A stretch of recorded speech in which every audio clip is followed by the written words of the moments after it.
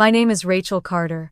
I am 34, and for years I told myself I could handle my family's sharp words, the comparisons, even the cold silences. But that Christmas night in my parents' house, when 20 guests gathered under glowing lights and polished silver, the mask of our perfect family slipped. One moment my father was raising a glass to tradition, and the next his anger struck me harder than I ever imagined. My mother's laugh followed, my sister clapped, and the room turned against me. What happens when the people you trust most decide to humiliate you in public? Stay with me, because the choices I made after that night will leave you stunned. Let me take you back to where it began. The Christmas lights glowed softly against the frosted windows of my parents' old house in Concord, Massachusetts, and for a moment I let myself believe it might be a peaceful night. The big oak table was dressed in red and gold, candles flickered, and a pine wreath hung proudly over the fireplace.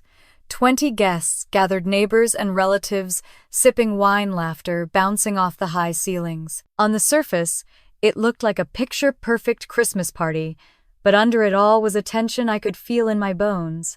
My father, William Carter, stood at the head of the table, his silver hair slicked back, his suit sharp as ever. He raised his glass and everyone went quiet. He had always loved commanding a room, and even at 62 his voice carried authority. He talked about family, about legacy, about how proud he was of the traditions the Carters had built. My mother, Linda, smiled up at him, her diamond earrings catching the light, her hand resting gently on his arm, as if to show the crowd they were unshakable. I sat a few seats away, watching, my glass untouched. I wanted to believe this night could be a turning point, maybe even a reconciliation. It had been years of strained visits and careful distance, and yet I came because the invitation had been written in my father's hand, because a part of me still wanted to believe I mattered. Then he shifted the subject, his words heavier. He spoke of the house we were standing in, the old Carter home, built in the late 1802, the heart of our family history. He said it was time to think about the future, to put the house where it belonged. He turned toward Emily, my younger sister, who sat glowing in a new green dress, her hand looped through Jason's arm. Guests nodded approvingly, as if they knew what he was about to say. My chest tightened. I heard the blood rush in my ears. Before I could stop myself, I spoke. My voice cut through the hum of approval, calm but firm. That house is not yours to give away. It was placed in a trust by Grandma Eleanor. You know that as well as I do. The room shifted. Conversations froze. My father's smile faltered, his eyes narrowing in a way that made me feel like a child again. He set his glass down slowly and turned to me.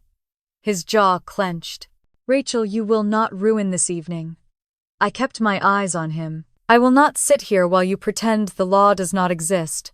Grandma made her wishes clear. That house belongs to both her grandchildren, not just to Emily. My mother let out a short laugh, sharp and cutting. The sound sliced through the silence.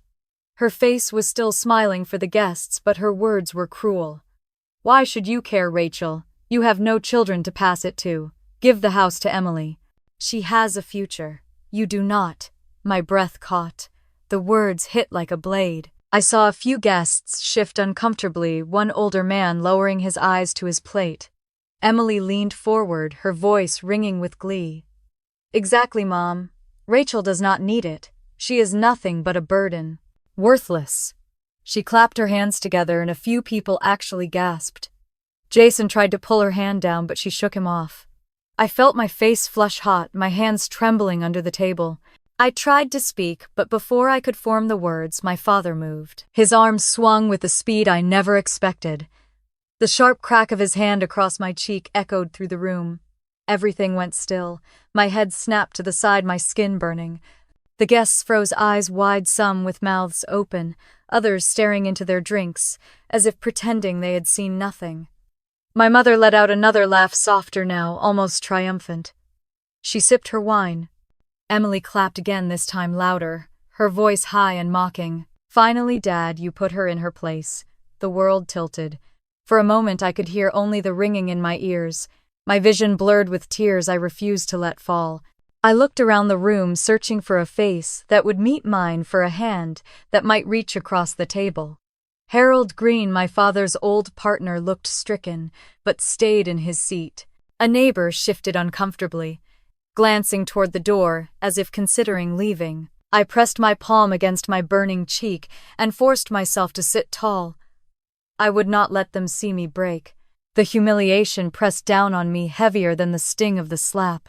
In that instant, I understood that the invitation to this party had never been about reconciliation. It had been a stage, and I had been brought here to be humiliated. The chatter began to rise again, whispers and murmurs as people leaned toward each other, careful not to speak too loudly. My father returned to his chair as though nothing had happened. My mother touched his arm, her smile fixed for the room. Emily poured herself another glass of champagne, smirking in my direction. I sat frozen, staring at the lights of the Christmas tree, the ornaments reflecting the glow like tiny fragments of glass. My heart pounded, but beneath the shame, there was something else, something sharp and cold forming in my chest. I did not know it yet, but that was the moment everything began to change. When I was a little girl, I used to think the Carter family was the kind of family other people envied. My father was building his construction business from the ground up. My mother was beautiful and social, and I was their golden child, the one who won spelling bees and played the piano in every school recital. For the first 8 years of my life, I was their pride and joy. They bragged about me to neighbors, saved every ribbon I brought home, and filled photo albums with my smile. Everything shifted the year Emily was born. She was blonde, blue-eyed, and from the moment she arrived, it was as though the sun rose and set on her. I remember standing in the hospital room, clutching the new doll Grandma had bought for me, watching my parents coo over the crib. I was told to be a good big sister, to share, to help. Overnight, I was no longer the star of their world, but the responsible one who should know better. As children, the difference between us became impossible to ignore. When Emily broke my favorite toy, my parents said accidents happen. When she scribbled all over my science project the night before the fair, my mother said sisters share everything. I spent hours remaking it, bleary-eyed, and won second place. My father clapped politely but bragged later about Emily's drawing taped to the fridge. In high school, it grew worse. Emily sneaked into my closet and wore my prom dress without asking, returning it with a wine stain down the side. I cried and begged my parents for help, paying for cleaning, but they waved me off. Emily is young, they said. She just wanted to look pretty. The next week, my father slipped her money for a new outfit to make her feel better. When she crashed my car at 17, it was me who handled the insurance calls. They bought her jewelry to cheer her up while I rode the bus to work. I told myself that if I worked harder, if I achieved more, they would notice me again. So I studied late into the night, earned scholarships, and pushed myself until I graduated top of my class. I was the first in the family to attend MIT, living in Boston on nothing but part-time jobs and determination. Every success I earned was mine alone. In my second year at the firm where I now work, I met Michael. He was steady and kind, a young corporate attorney with a warm smile. He asked me questions no one else in my family had ever cared enough to ask. He wanted to know what books I read, what made me laugh, what I dreamed about. When we married 3 years later, it was a small ceremony in a church near Boston. I wore a simple lace gown, and Michael cried when I walked down the aisle. My parents criticized the whole thing as cheap, not grand enough for a Carter wedding. The greatest wound came when Michael and I discovered my struggle with endometriosis.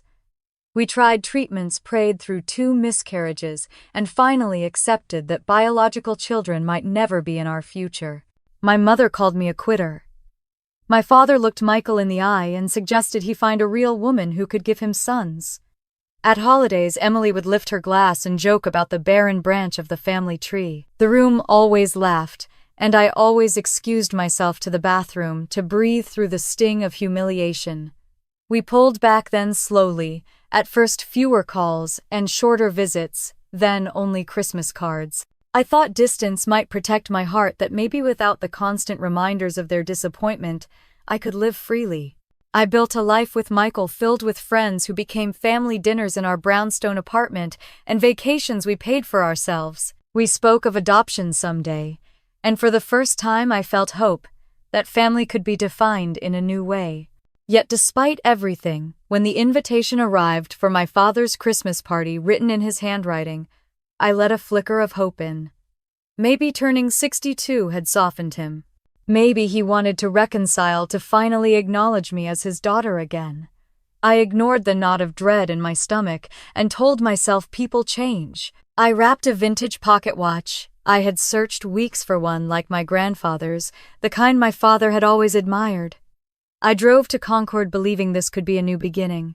But the moment his hand met my face, all those years of being pushed aside came rushing back. The sound of guests gasping was the same as the laughter at Emily's cruel jokes, the same as the silence when my mother told me I had failed as a woman. In that single strike, my father confirmed what I had feared since I was a child, standing at Emily's crib. I was not his pride anymore. I was not even his equal. I was his shame to be put in place whenever I dared speak the truth. I sat there cheek-burning, replaying all of it in my head. The trophies that went unnoticed. The nights I stayed awake, memorizing formulas by candlelight when the power bill went unpaid. The quiet way Michael held me after every failed pregnancy, promising it did not change his love. All the sacrifices I made to prove I was enough. All the times I swallowed my hurt so my parents could keep their perfect picture intact. Emily's laughter rang in my ears long after the room quieted. She leaned into Jason, her manicured hand waving toward me like I was an unruly child who had embarrassed the family. I saw the gleam of satisfaction in her eyes. She had always wanted me small, invisible, erased. Tonight, she finally had my parents' full performance to prove it. I forced my spine straight and looked across the room at faces I once thought of as family friends. Most turned away. Some whispered. Only Harold Green, my father's former partner, met my eyes. His face was pale, his jaw tight, and though he said nothing, something in his look told me he knew this had gone too far. I breathed deeply, willing myself not to cry. If I crumbled now, Emily would win, my mother would smirk, and my father would dismiss me once again. But as the tree lights flickered against the old windows, and the sting of my father's slap burned hotter than ever, I realized something I had never dared admit. This was not a family I could beg for love from any longer. This was a war I had to fight differently. I reached for my coat draped over the back of my chair, my fingers steady despite the shaking inside me. The guests watched as I stood. My mother's smile flickered, confused by my composure. My father gripped his glass tighter, eyes narrowed. Emily's smirk widened, assuming my silence meant defeat. I walked out into the December night, the cold air filling my lungs. Snow crunched under my boots as I made my way to my car.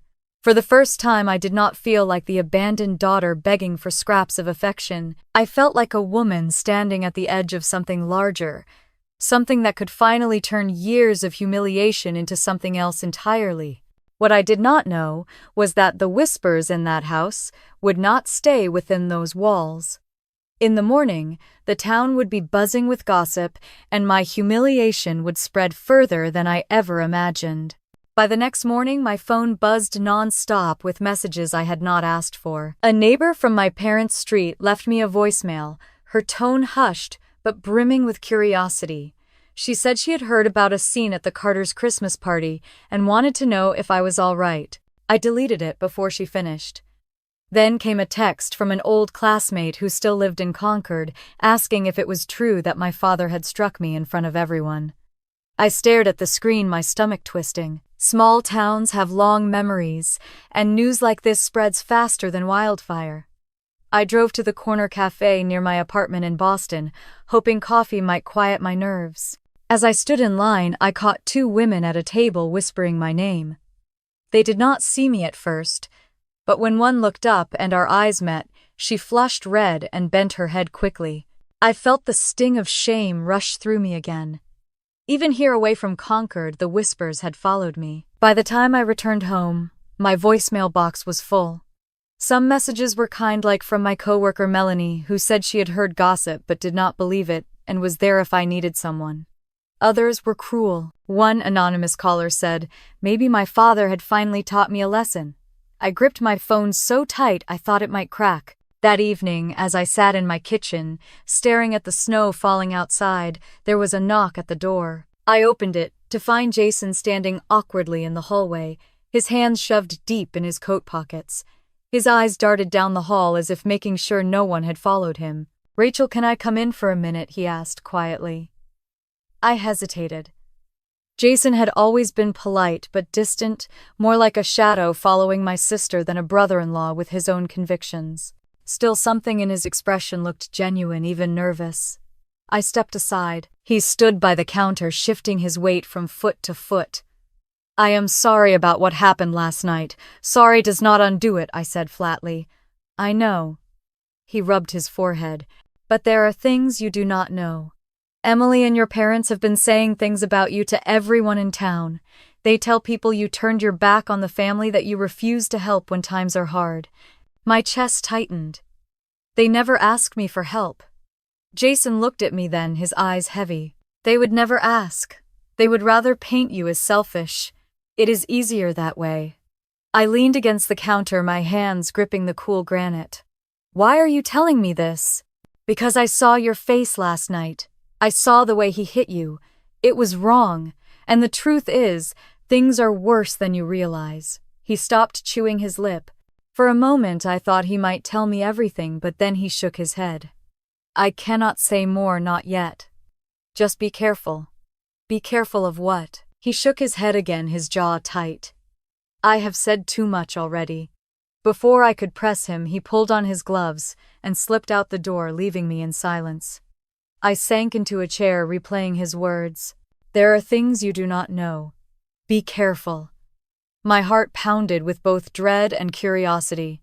What could be so terrible that even Jason, who usually never went against Emily, would warn me? The next day at the grocery store near my apartment, I overheard two older women by the produce section. One said loudly enough for me to hear, "Poor Michael, imagine being married to someone who cannot even give him children and then humiliates her father at Christmas." I dropped the carton of strawberries in my hands, the red berries scattering across the floor. They stared at me, one with pity, the other with disdain. By the time I made it back to my car, I could hardly breathe. The humiliation had leapt from that dining room into every corner of my world. My private pain was now gossip for strangers. That night I sat in my living room with the lights dimmed, holding the old pocket watch I had wrapped so carefully for my father. He had not even opened it. My fingers traced the etched design on its cover. It felt like a relic from a dream I once had of being accepted again. Now it felt like evidence of my own foolish hope. My phone buzzed again, another message. This time it was from Jessica, my childhood friend who still lived in Concord. She wrote, "I heard about last night. I am so sorry. Can we talk?" I called her immediately. Her voice came through the line, warm and steady. "Rachel, you cannot let this break you. Everyone in town is talking, but you need to know it is not all true. Emily is stirring things up. She told people you refused to share your money, that you looked down on the family." I laughed bitterly. "Share my money? They have never asked. They only ridicule me." "I know," Jessica said softly. "But listen, I think it is more than just humiliation. I think they are trying to protect something." "What do you mean?" She hesitated. "I have heard whispers that your father's business is in trouble. Big trouble. And Emily has been telling people you want to cut ties so you do not get dragged into it." My grip tightened on the phone. I had not heard a word of this until now. My father had always boasted about Carter Construction, as if it were untouchable. "Rachel," Jessica continued, "just promise me you will be cautious. Emily and your parents are desperate. Desperate people do desperate things." When we hung up, I stared at the ceiling, the room spinning around me. The humiliation was only part of the story. Behind it was something darker, something that smelled of desperation and secrets. For the first time in years, I felt a surge of anger burn hotter than my shame. They had not only broken me in front of 20 guests, they were spreading lies through the town, painting me as selfish and bitter, all while hiding something from me. Jason's warning echoed in my mind, blending with Jessica's words. I knew then that I could not sit quietly anymore. Something was unraveling in my family, and if I did not uncover it, I would not just lose my dignity. I might lose everything tied to my name. The night after Jessica's call, I sat on the edge of my bed with the phone in my hand staring at Harold Green's number. I had not spoken to him in years. He had been my father's partner back when Carter Construction was expanding, a man who knew every detail of the business. I remembered him as kind, the one who used to sneak me cookies during long office visits. My father had cut ties with him, suddenly claiming Harold was slowing things down. I pressed call before I could overthink. The line rang 3 times before a gravelly voice answered. Harold Green, Mr. Green, it is Rachel Carter. There was silence, then a sigh. I was wondering when I might hear from you. After what happened at your parents' Christmas party, I figured it was only a matter of time. My heart skipped. You heard. Everyone heard, he said. Small towns do not keep secrets, Rachel. I am sorry for what they did to you. His voice was gentle, almost fatherly. The sound of it unlocked something inside me. I swallowed the lump in my throat. Mr. Green, I think my father is hiding something. Something about the business. Can I see you? Come tomorrow morning. 7:30. My place out by Lake Walden. Bring nothing but yourself. The next morning was bitterly cold. Frost clung to the trees along the narrow road that led to his property. His house overlooked the frozen lake, a wide porch wrapped around the front, smoke curling from the chimney. He opened the door before I reached the steps, his frame still tall, though age had bent his shoulders. You look just like Eleanor, he said, softly, referring to my grandmother. Come in before we both freeze. The warmth of his home was immediate. The living room smelled of wood smoke and old books. He led me to his study, a room lined with shelves and heavy oak furniture. A pot of coffee steamed on the sideboard. I sat while he poured us each a cup. I will not waste time, he said. Your father has been drowning in debt for years. I tried to stop him when we were partners. He kept cutting corners, moving money, taking loans under names he should not have touched. That is why I left. I gripped the mug in both hands, trying to steady myself. Under names? What do you mean? Harold pulled open a drawer and set a worn file folder on the desk. Inside were documents, loan applications, signatures. My eyes widened. At the top of one page was my own name written in my father's bold hand, pretending to be mine. That cannot be, I whispered. I am afraid it is. Back in 2018, he used your name to co-sign for a $3.5 million loan. He told the bank you were a silent partner, that you had agreed to support Carter Construction's expansion. My stomach dropped. I never signed anything. I believe you, Rachel. I kept copies because I knew one day this might come back to haunt you. If those loans default, creditors could come after you personally. The words felt like ice water down my spine. I ran my finger over the forged signature, so close to my handwriting it made me sick. Years of discipline, of working late nights at my firm, could all be swept away because my father had stolen my name. Harold leaned back. He is desperate now. The company is bleeding money. Emily and Jason moved in with your parents because they could not make ends meet. Your father is clinging to the house as collateral. I thought of my grandmother's will, her insistence that the family home remain in trust for 3 generations. My father had always spoken of that house with pride. Now it was nothing more than a bargaining chip. What do? I asked quietly. Gather proof, Harold said firmly.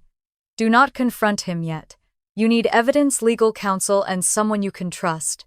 I nodded, my hands trembling. As I drove back toward Boston, the snow began to fall again, soft flakes covering the windshield. I pulled over at a rest stop, gripping the steering wheel. Anger surged through me, hot and steady. The humiliation of the slap had been cruel, but this was far more dangerous. He had stolen not only my dignity but my identity. When I reached home, I sat at the kitchen table and pulled out the pocket watch again. I thought about my grandmother, about the strength in her eyes when she told me once that family was not about pleasing everyone. It was about doing what was right. For the first time in years, I felt her presence like a hand on my shoulder. That evening, I called Jessica back. I need your help, I said. Do you still have family at the county office? Yes, she answered without hesitation. My cousin Diane works there. What do you need? I need to see Grandma Eleanor's will, the original one. And I need records of any recent changes to the house. Jessica paused, then said, I will call her. Whatever you need, Rachel, I am with you. After we hung up, I sat in the quiet of my apartment, the city lights glowing outside the window. For years I had let their cruelty define me. For years I had taken the humiliation, convincing myself it was better to keep the peace. But now the truth was staring at me in black ink with a forged version of my own name. I poured myself a glass of water, steadying my breath. The next steps would not be easy. My father had built his life on control and intimidation. My mother had perfected the art of appearances. My sister had always been their darling. They would not hand me the truth willingly, but I was done waiting for scraps. The house was quiet except for the hum of the heater. I stood by the window watching the flakes of snow catch the streetlight and knew this was only the beginning of uncovering just how deep my father's lies went. The next morning I woke with a heaviness in my chest that coffee could not shake. The folder Harold had shown me burned in my memory, those pages with my name scrawled across them in my father's bold hand.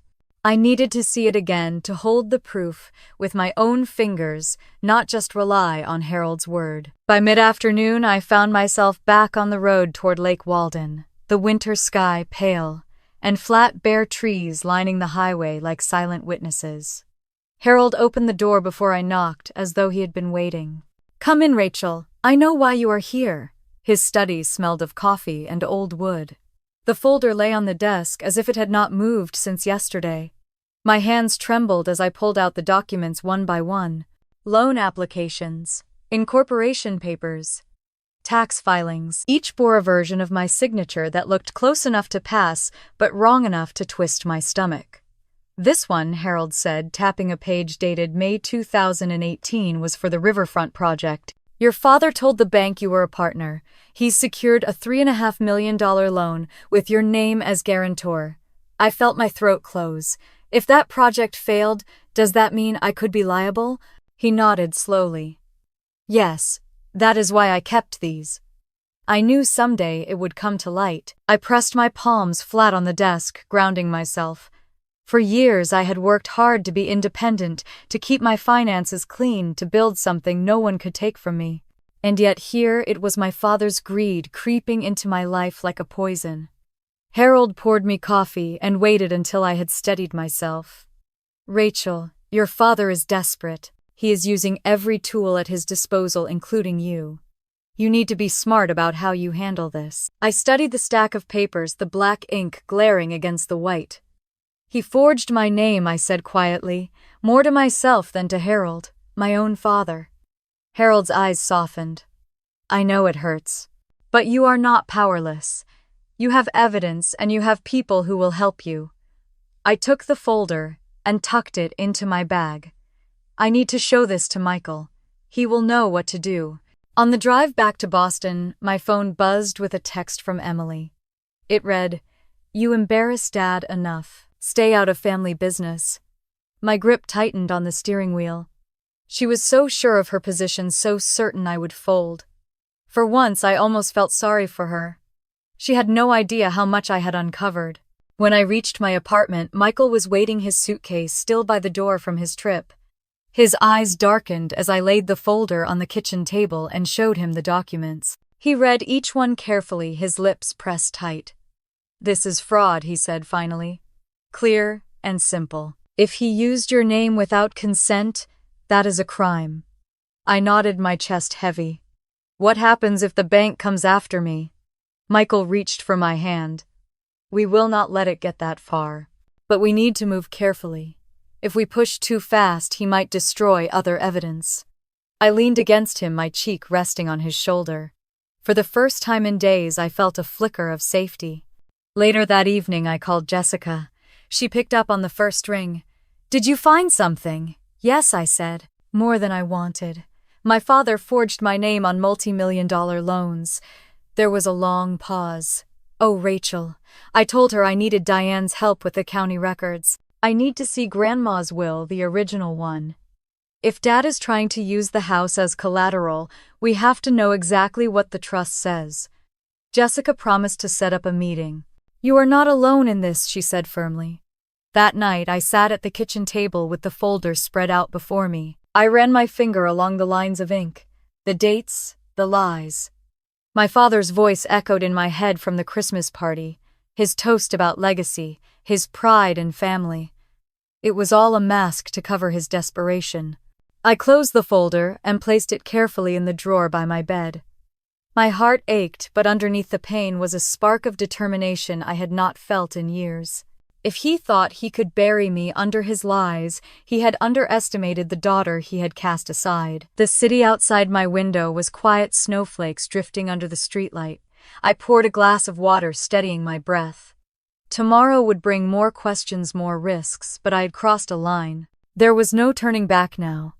The following morning, Jessica met me at a diner just off Main Street in Concord, her scarf still wrapped around her neck and her cheeks flushed from the cold. She slid into the booth across from me with a quick hug and set down a steaming cup of coffee. "I spoke with Diane last night," she said in a low voice. "She is willing to help, but we have to be discreet." My stomach tightened. Thank you, truly. An hour later, Jessica drove us to the county building, a squat brick structure with salt stains on the steps and a constant flow of people filing in and out. Inside, Diane waited near the clerk's counter, her hair pulled back in a bun and a lanyard swinging from her neck. She looked like she carried the weight of too many secrets. She greeted me with a firm handshake. "I should not be doing this," she whispered, "but Jessica says you need answers. Come with me." We followed her down a narrow hallway, lined with file cabinets, until we reached a small records room. Diane closed the door behind us and pulled a thick binder from the shelf. "This is the original probate file for Eleanor Carter," she explained. "No one has looked at it in years." My fingers shook as I opened the binder. There it was, my grandmother's handwriting in the margins, her elegant script spelling out the wishes she had made crystal clear. The Carter home was to remain in trust for 3 generations. It could not be sold, mortgaged, or transferred without unanimous consent from both her grandchildren. It was like hearing her voice again, steady and strong, guiding me even after death. I felt tears prick the corners of my eyes. She had protected us, protected me, even though my parents had spent years pretending I did not exist. Diane tapped the page. "If your father has tried to use the property for collateral, he is in violation of this trust. That is not a minor issue." I swallowed hard. "So legally he cannot touch it. Not without your consent," she confirmed. "And if he has misrepresented the ownership to lenders, that is serious fraud." Jessica squeezed my arm. "You see, Rachel, you are not crazy. They are the ones breaking the law." I closed the binder carefully, my pulse racing. All these years, my father acted like the house was his kingdom, but it had never been his to give away. Before we left, Diane pressed a folded slip of paper into my hand. "This is a list of recent filings on the property. You might want to look closely at the dates." In the car, I unfolded the paper. My eyes locked on the entry from October, just 2 months before Christmas. It showed an attempted modification, a filing my father had tried to push through listing Emily as successor trustee. My blood ran cold. "He is trying to cut me out," I whispered. Jessica gripped the steering wheel tighter. "Then we have to move faster." That night I sat in my apartment with the documents spread out on the table, Michael beside me flipping through each page. His jaw tightened with every line. "Rachel, this is enough to get an injunction. He cannot legally maneuver around you. But if he has already lied to lenders," I said, "what happens then?" He looked at me steadily. "Then we have leverage." I leaned back, exhausted but sharper than ever. For years I had felt like the powerless daughter erased from family photos, diminished by cruel words. Now the truth lay in black and white. My grandmother's wishes were ironclad, and my father's manipulations were nothing but smoke and mirrors. Jessica called later that evening. "Are you all right?" "I am more than all right," I told her. For the first time in years, I feel like Grandma is standing right beside me. After we hung up, I carried the binder and papers into my bedroom, placing them in a locked chest at the foot of my bed. I touched the cool metal surface and whispered a promise to myself. I would not be silenced again.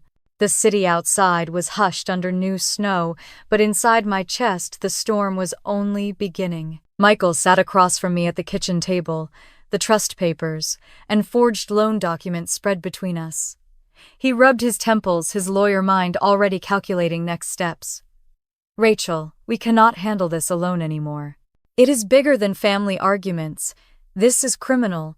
I felt my stomach tighten. I knew he was right, but saying it out loud made it real. "What do we do?" He pulled out his phone. "I know someone, a colleague from law school. His name is Brian Hoffman. He specializes in estate fraud and identity theft. If anyone can protect you, it is him." The following day, I walked into a sleek office building downtown Boston, my heart pounding as the elevator climbed to the 15th floor. Brian greeted us in the lobby, a tall man in his 40s, with steady eyes and the kind of calm that made you feel both safe and unnerved. He motioned us into his office and gestured for me to begin. I laid out the documents Harold had given me then, the slip of paper from Diane, with the property filings. As Brian flipped through each page, his brows furrowed deeper. "This is not small," he said finally. "Your father has committed forgery. He has used your identity without authorization, likely multiple times. If these loans have defaulted, you could face creditors coming after you personally." The words made me grip the armrest of the chair. Could I really be sued for debts I never agreed to? Brian's voice softened. "That is why we move now. With the evidence you have and the original trust documents, we can petition the court to freeze any transfer of the Carter house. We can also begin preparing a case for fraud if necessary." Michael squeezed my hand. "She is not trying to destroy her family, Brian. She just wants the truth protected." Brian nodded. "Then we will take the most strategic path. We will secure the house first. Then if your father pushes back, we show the courts what he has done." For the first time in weeks, I felt the weight shift. I was not powerless anymore. Later that night, back in our apartment, I sat by the window with a blanket wrapped around my shoulders. Boston's skyline glowed in the distance, but all I could see in my mind was my father's face when the truth finally confronted him. I wondered if he would rage or crumble or both. Michael joined me, handing me a mug of tea. "You are strong, Rachel. Do not forget that." I looked at him grateful. I spent so many years trying to earn their approval. Now I see it was never about me not being enough. It was about them needing control. The next week, Brian filed the paperwork for the injunction, citing the trust language Diane had uncovered. He explained each step carefully, making sure I understood. It was clinical legal, but beneath it all I felt something personal. My grandmother's voice, her promise that the house would stay in the family, was finally being honored through me. At night I dreamed of the Carter home, its wide porch, and the pine tree that had stood for generations in the yard. For years I had avoided it, associating it with pain. Now I thought of it as a fortress of truth I had to protect. Still, fear lingered.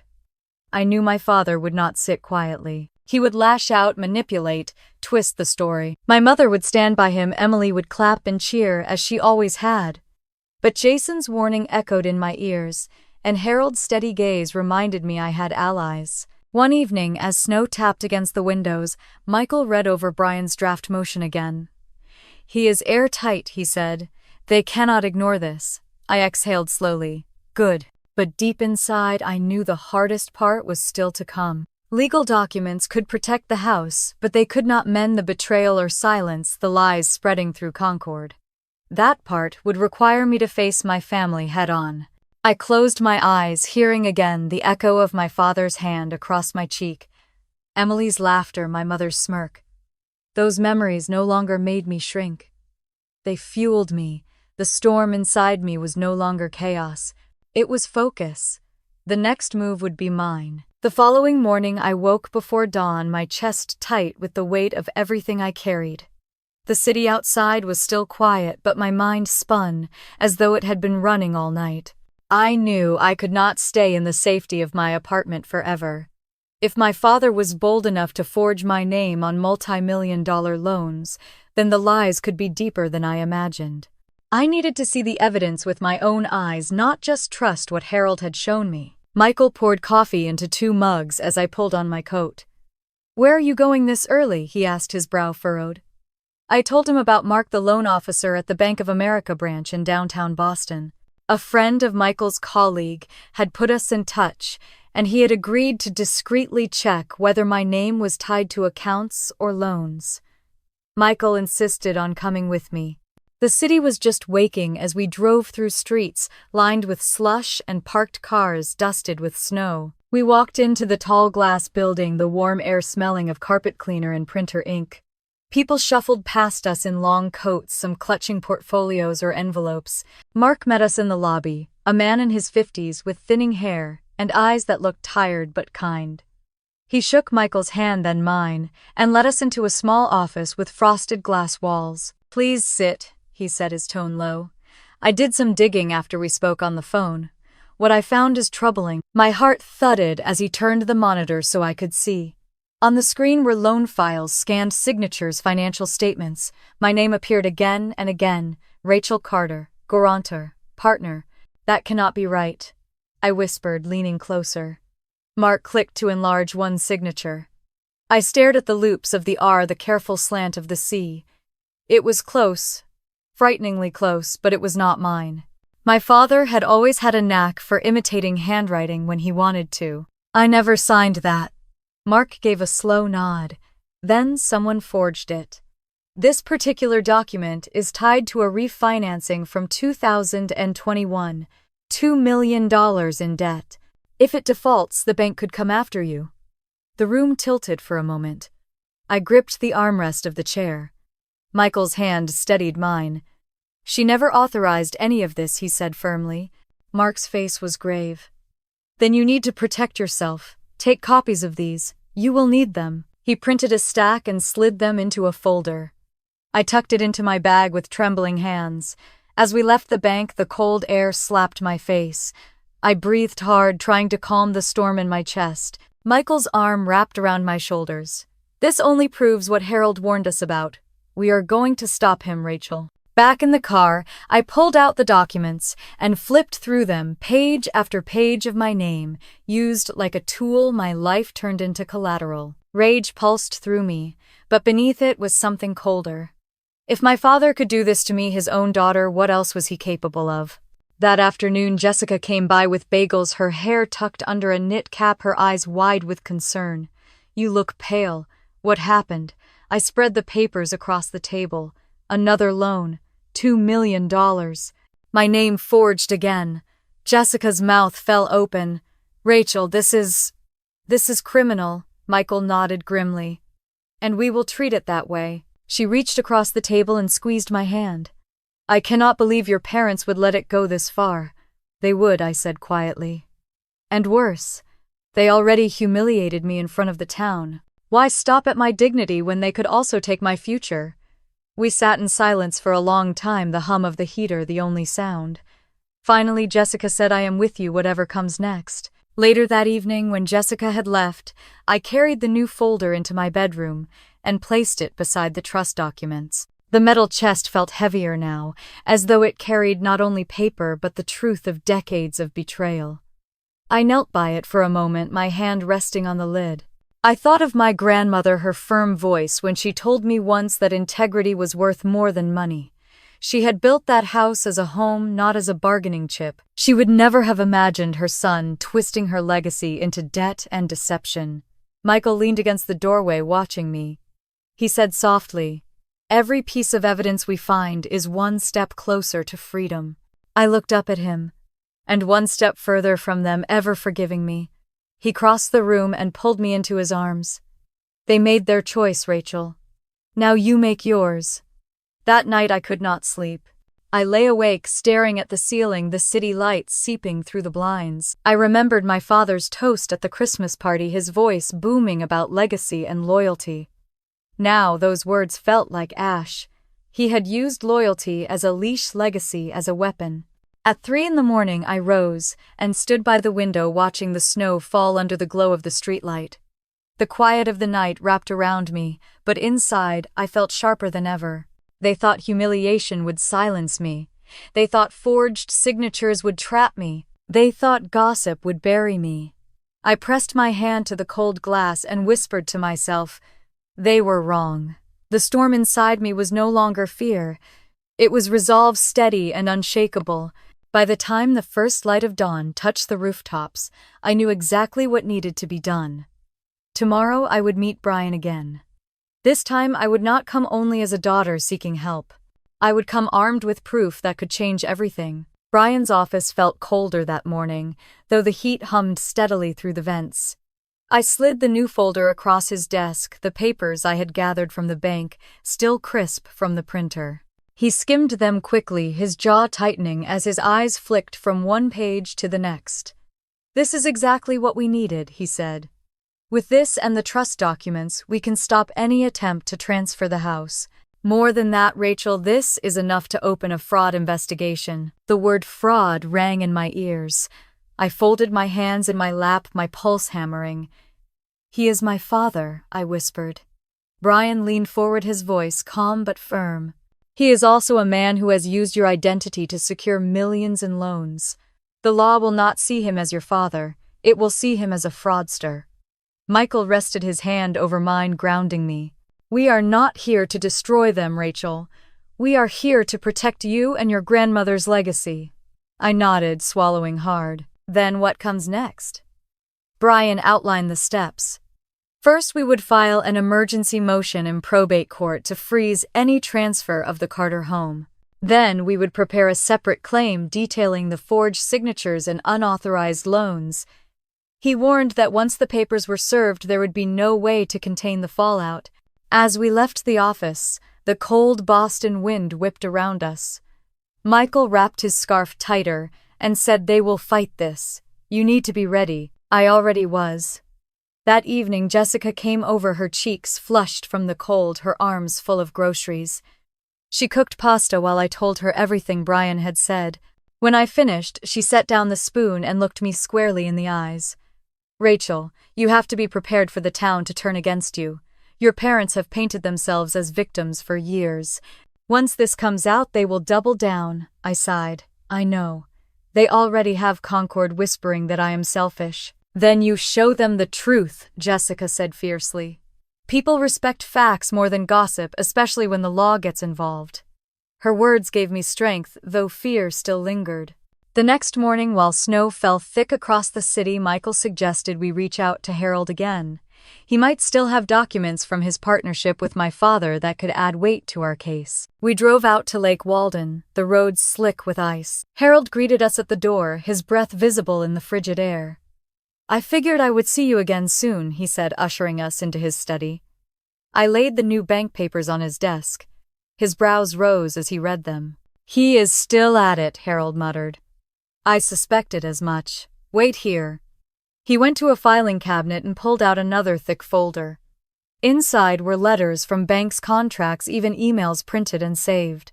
Many bore my name in bold print where it should never have appeared. I flipped through the stack, bile rising in my throat. He has been doing this for years. Harold's eyes softened. He thinks the rules do not apply to him, but the walls are closing in, Rachel. Back in the car, I sat in silence, the folder heavy in my lap. Michael reached over and squeezed my knee. "Every piece of this makes you stronger."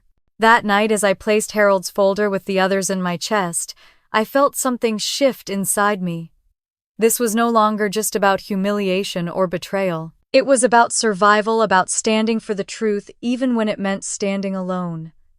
The next day, Brian filed the emergency motion. The court date was set for the following week. My hands trembled when I read the stamped notice. Jessica stopped by that evening and found me staring at the document. She took it gently from my hands. "This is good news, Rachel. It means they cannot sell or transfer the house before the hearing."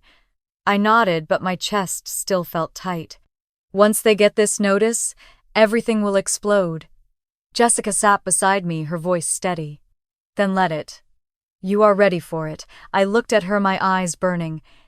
"Am I?" "Yes," she said, "because you finally have the truth on your side." I leaned back, exhaling slowly. She was right. For the first time in years, I was no longer the invisible daughter hiding in the corner. I was the woman bringing light into the shadows my family had tried to bury me under. The snow outside glowed under the streetlights, soft and white, but inside me the storm built stronger, waiting for the moment it would break. The morning the notice was served to my parents, I woke with a knot in my stomach that no amount of coffee could loosen. Brian had warned me the sheriff's office would deliver the papers, and once that envelope landed in their hands, silence would no longer be an option. By early afternoon, Jessica called, her voice tight. "It is done. They got the notice. Half the town already knows." I pressed my hand against the counter to steady myself. "How did they take it?" She hesitated. "Your father shouted so loud the neighbors heard. Your mother told people you are trying to destroy them. And Emily—" I braced myself. "What did she say?" Jessica exhaled. "She told anyone who would listen that you are bitter because you cannot have children, and this is your way of punishing the family." Her words landed like stones in my chest, familiar and cruel. I closed my eyes, forcing myself not to cry. Of course she would use that. It was always her favorite weapon. That evening, Michael found me sitting on the couch, staring at nothing. He sat beside me and took my hand. "They are going to lash out, Rachel. But the court will see the truth."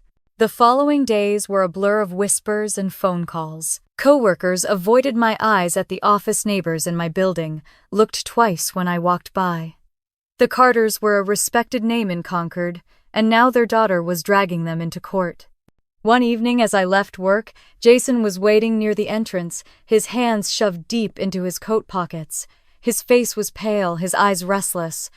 "Rachel, can we talk?" I stiffened. "Why now?" "Please, just 5 minutes." We walked to a quiet bench near the frozen river. He sat heavily, his shoulders slumped. "I never wanted this," he said. "I told Emily your father was going too far, but she wouldn't listen." I stared at him, my voice sharper than I intended. "You knew he was using my name." Jason flinched. "I found some documents when I was helping him with refinancing last year. I told him it was dangerous. I told Emily too. She said it was none of my business." My stomach churned with disgust. "You stood by while they tried to ruin me." His eyes filled with shame. "I did not know how to fight them, but I am telling you now, Rachel, he has other accounts. Offshore ones. If you dig, you will find them." I stood quickly, my breath clouding in the cold air. "If you really cared, you would have spoken sooner." Jason's voice cracked. "I am sorry." I walked away, my boots crunching on the ice, anger carrying me forward. Back in Boston, Michael listened quietly as I relayed the conversation. He set down his glass of water and said, "If Jason is right, this could go deeper than we thought. Offshore accounts mean tax fraud, not just forgery." The thought chilled me. Every new layer of deceit made the ground beneath me feel thinner, but it also gave me strength. The truth was bigger than humiliation now. It was about justice. The day of the preliminary hearing arrived with icy winds whipping across the courthouse steps. I wore a dark coat and clutched the folder of documents so tightly, my knuckles turned white. Michael walked beside me, steady and calm. Inside, the probate courtroom was small but full, whispers echoing as familiar faces from Concord filled the benches. My parents sat at the front, my mother's chin lifted in defiance, my father's jaw clenched so tight I thought his teeth might crack. Emily sat between them, her arms folded, her glare fixed on me like a dagger. The judge entered, and the room fell silent. Brian rose and presented the emergency motion, laying out the trust documents with calm precision. He explained how the Carter home had been placed in trust by my grandmother, and how any attempt to transfer or mortgage it without my consent violated the terms. My father shifted in his seat, his face growing redder by the second. When the judge asked if he had anything to say, he shot to his feet. "This is my house. I built this family. She abandoned us years ago, and now she wants to take everything." The judge raised a hand for silence. "Mr. Carter, the document speaks for itself. Unless you can produce evidence that supersedes this trust, your daughter's consent is required." Gasps rippled through the room.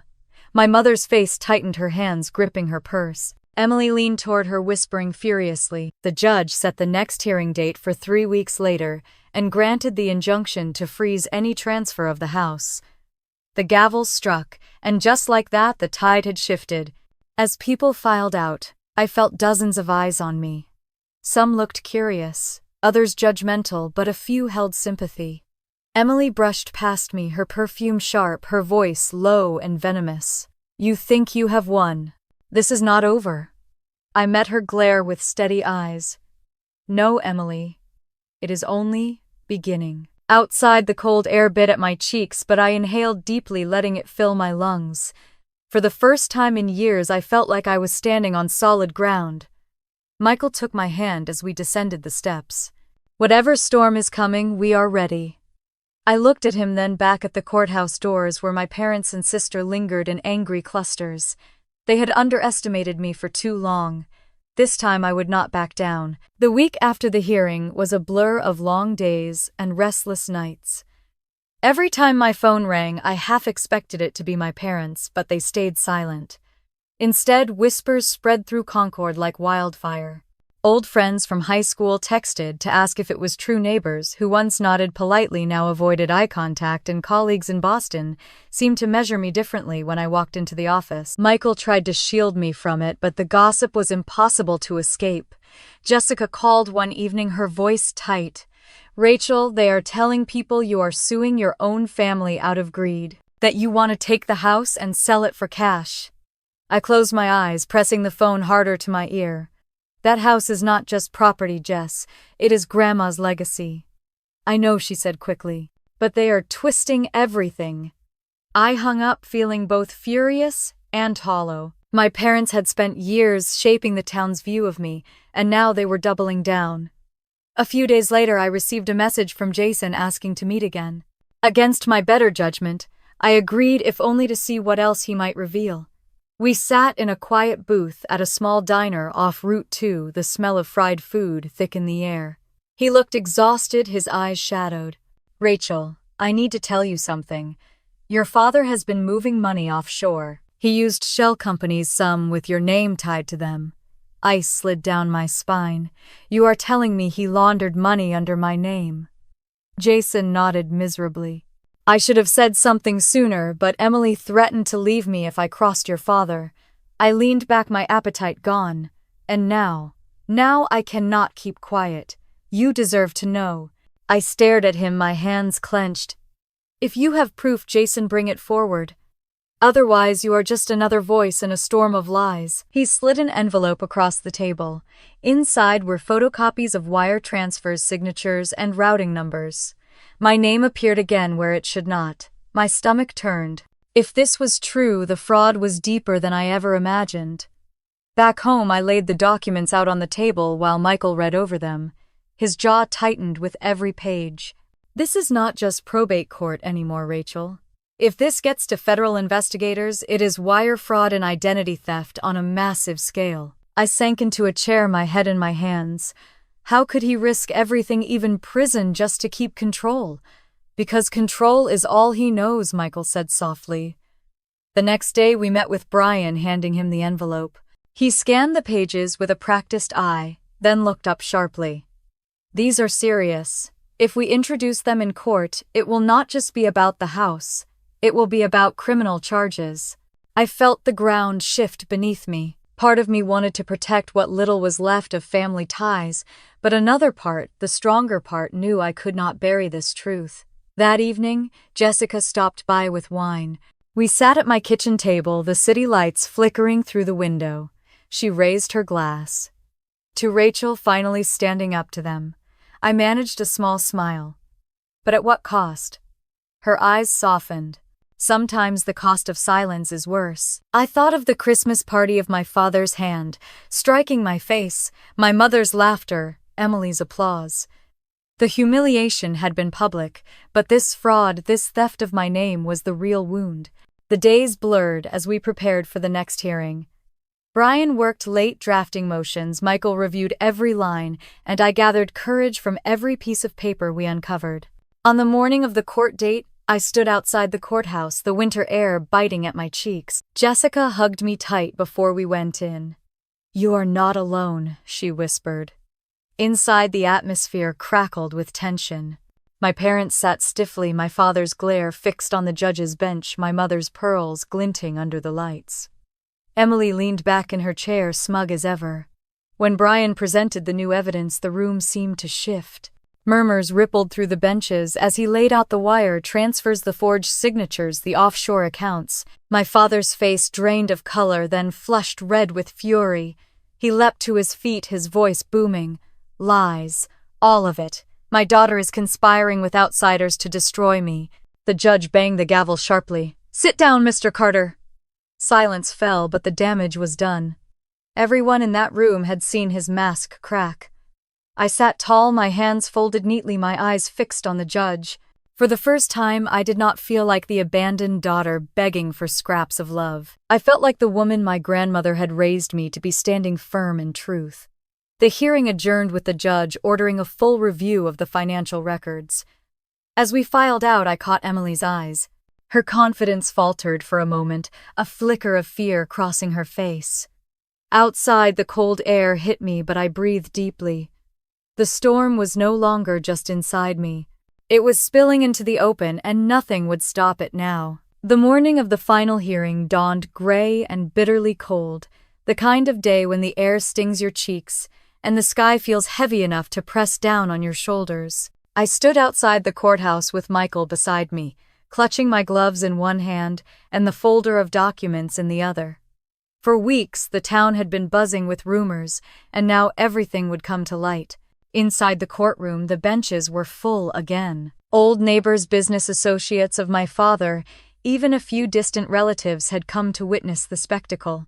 My parents sat at the front, my mother's pearl earrings catching the light, her chin raised high, as though daring anyone to pity her.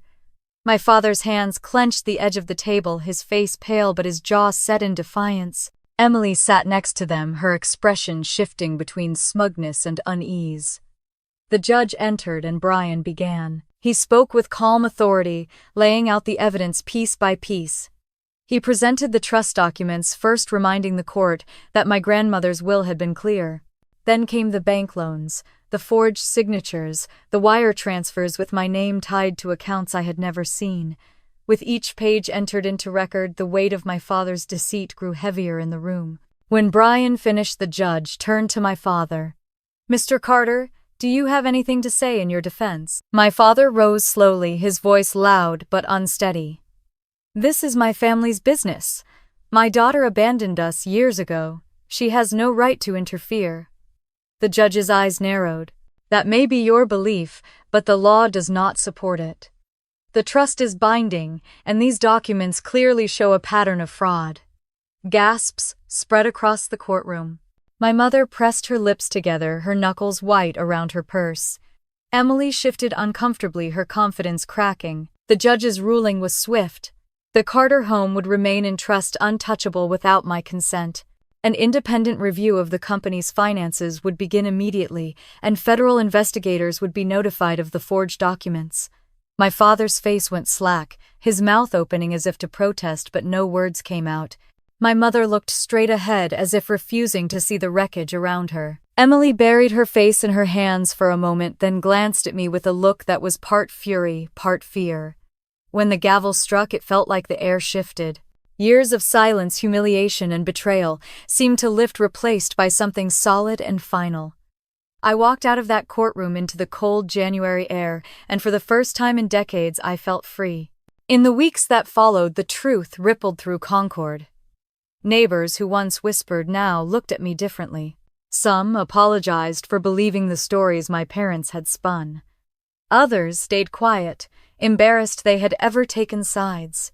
My parents retreated into themselves. My father resigned from his company, the once proud builder, now a man diminished by his own choices.